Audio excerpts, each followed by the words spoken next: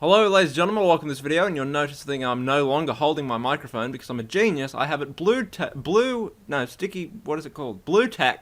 to the desk, as you can see right there. Oh yeah, it's blue tacked because I'm like that. I'm a genetic genius. If I can get this fucking tripod right. What? So this video is about Call of Duty Black Ops, or Call of Duty in general, and I think that it needs to change very drastically. Scrolling through the Call of Duty Black Ops forum, which I am now a member of, and I hate it. It's like, oh, I said I wouldn't join it, but I have, so, and reading some posts on there, and of course they're all negative, because that's what gamers are. We're all negative assholes. But one of the threads was what should be done from the transition from Modern Warfare to the transition into Black Ops, and this guy thought that there should be no one-man army, no commando, no riot shields, no, kill streak whoring, no, all pretty much, no tack knifing and all that, and I thought, yeah, that's good, and then he went in to say there should be no juggernaut, no stopping power, no noob tubes, no grenades, none of this, none of that, none of this, none of that. Like, everything gone. And then he said that there should be a whole separate playlist, like a whole separate playlist dedicated for people that just want gun on gun. Now, I've said many times that I think the Call of Duty franchise is the best first-person shooter franchise out, Modern Warfare 2 included, because it's so different from most other first-person shooters. Most other first-person shooters will say, here, there's two guys or two teams, kill everyone. But Modern Warfare and Call of Duty, well, Call of Duty in general since number 4 says no, you can have these perks, you can add different attachments, you can, the perks, like the perk system is something that separates Call of Duty from every other first-person shooter out there. And it's very obvious because a lot of first-person shooters have stolen that idea.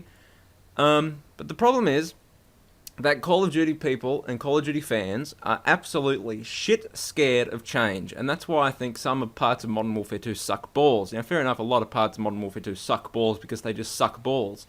But a lot of things that suck balls are due to a transition, because you can't keep pumping out the same game, and a lot of people just wanted, hey, Call of Duty 4 worked, so just give us Call of Duty 4 with new guns, new maps, and we'll be happy.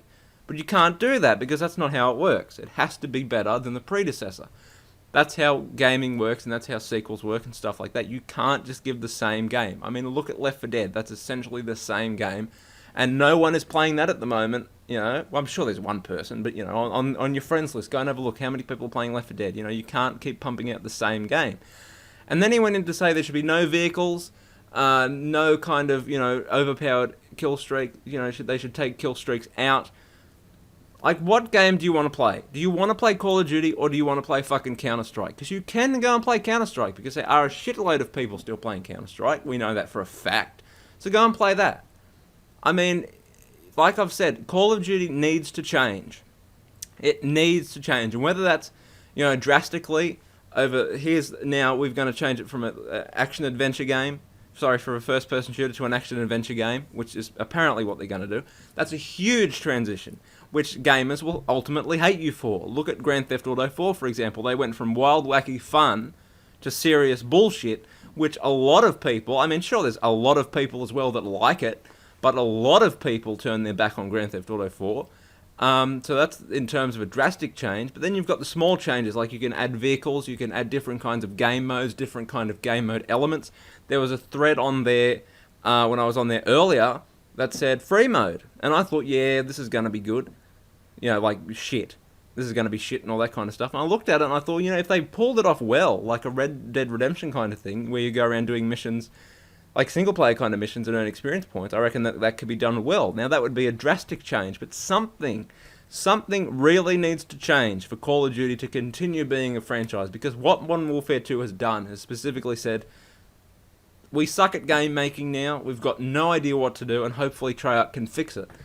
And hopefully Treyarch change it up a little bit, because like I said, you just can't pump out the same game with better graphics. And Modern Warfare 2, Infinity Ward tried to do something different. They ultimately failed, but the idea was there. They tried to add new perks like Commando, which ultimately failed. Like whoever the inventor of Commando was, I would like to get in a big open field. I'll stand here, and he can stand like 100 yards away, And I'll give him a butcher knife. You know, I'll be good. I'll give him a sword.